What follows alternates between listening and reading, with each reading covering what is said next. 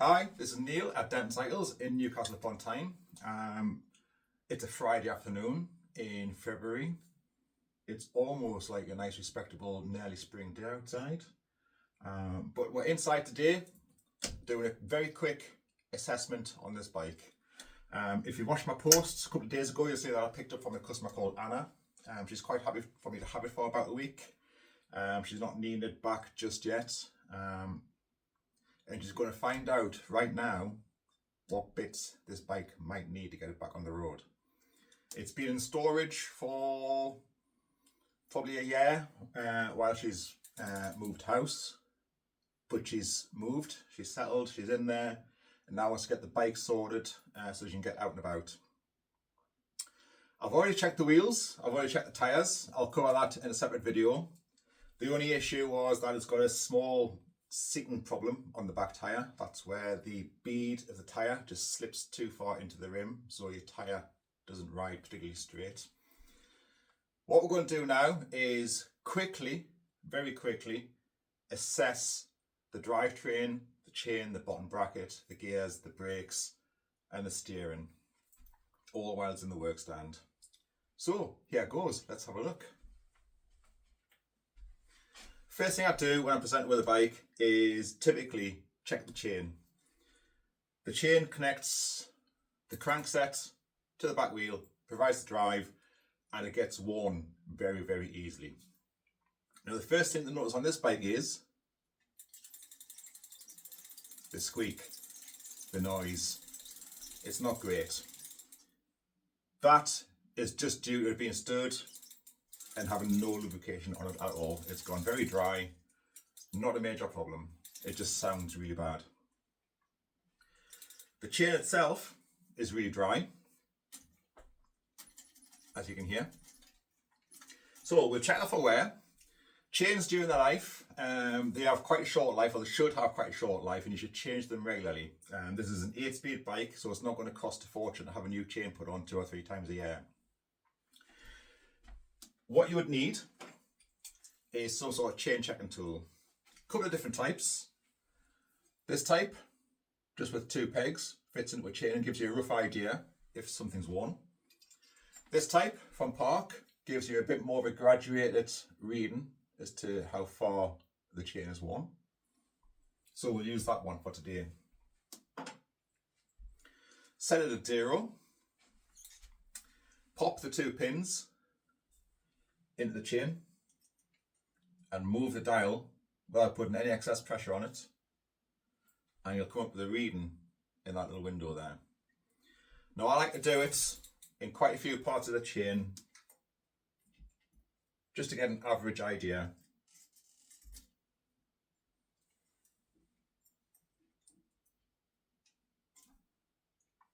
One more.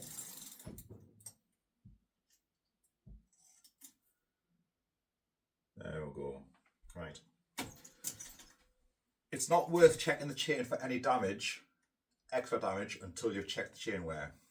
If the chain wear was okay, then I would then inspect the rest of the chain. Sometimes you'll get cracks in the plates. Sometimes you'll have rollers in the chain missing, especially if the customer has told you that they get a regular click noise. That could be a problem with a roller or link on your chain. In this case, I don't know if you can see this, but in that little window, it's shown between 50 and 75. That's a percentage of wear on this chain. In this particular type of chain, it's probably recommended that you change it on or before 75. So as that's approaching 75, I'm going to change this chain. If you don't change the chain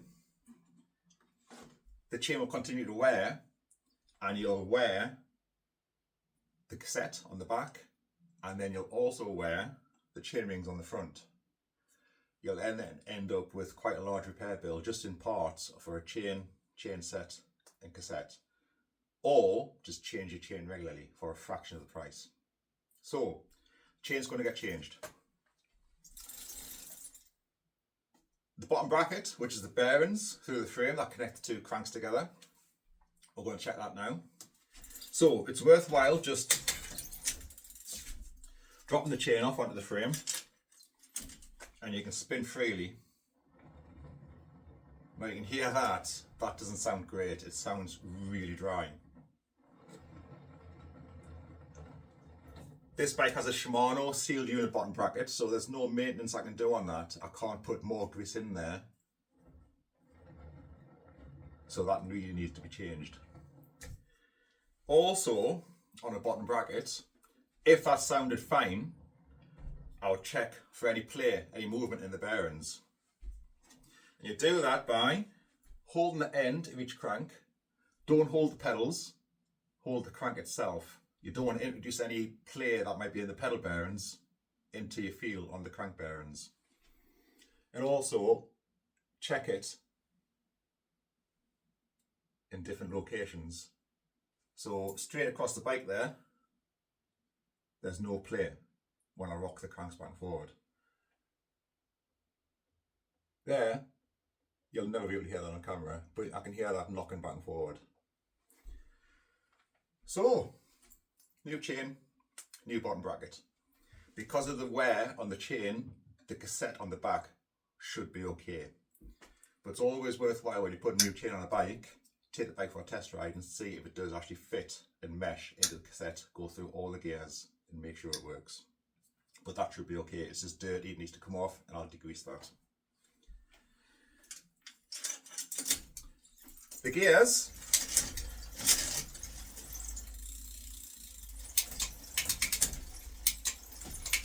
as you can hear, are squeaky. They're also not great, they're not meshing very well. That could be lubrication, it could just be a little bit of cable stretch. The cables themselves look okay. There's no splits in the outer, there's no corrosion on the inners.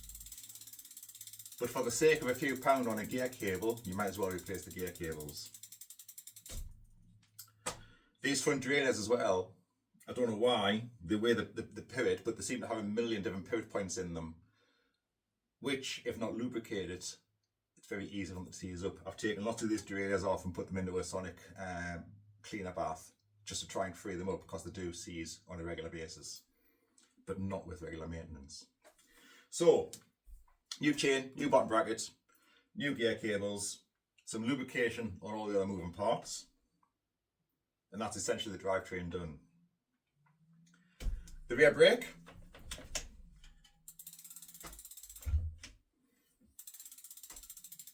operates not too bad. There's a little bit of a rub on one brake block, which looks like it's a little bit of a wobble in the back wheel, so we can get the wheel out and have that trued.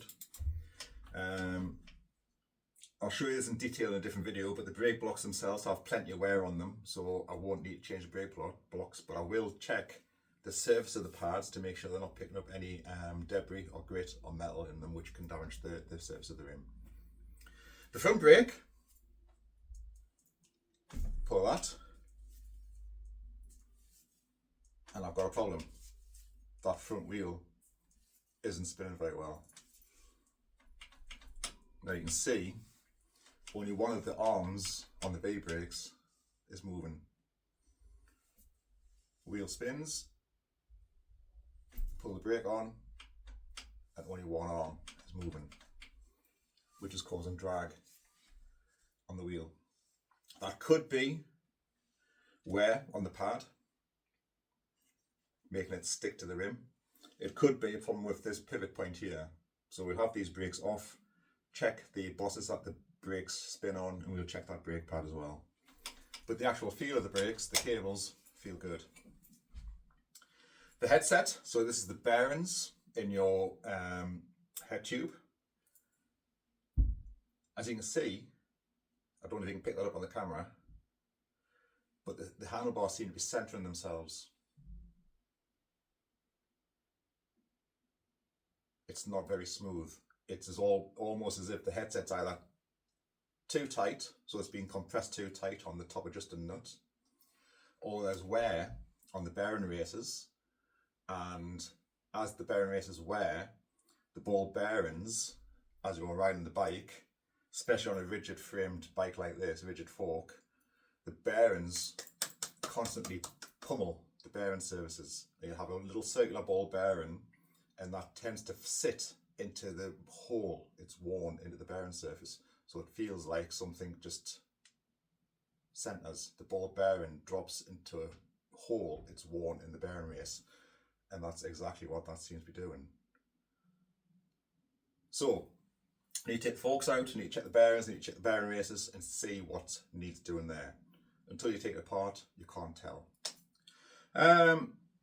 So, possible brake blocks, gear cables, lubrication, new chain, new bottom bracket, cassette to grease, and I think that's about it. I think I've covered most things there. I'll do a separate video on how I assess the wheels. On the wheels, you would check rim wear, especially on this V-brake type bike. You would check bearings, you would check spoke tension, and you would check whether it's true, sideways, and radially. Also check if it's in the centre of the frame. I think that's it for now. I've spoken for too long. I want to try and keep these videos short, but thank you very much for watching. Bye.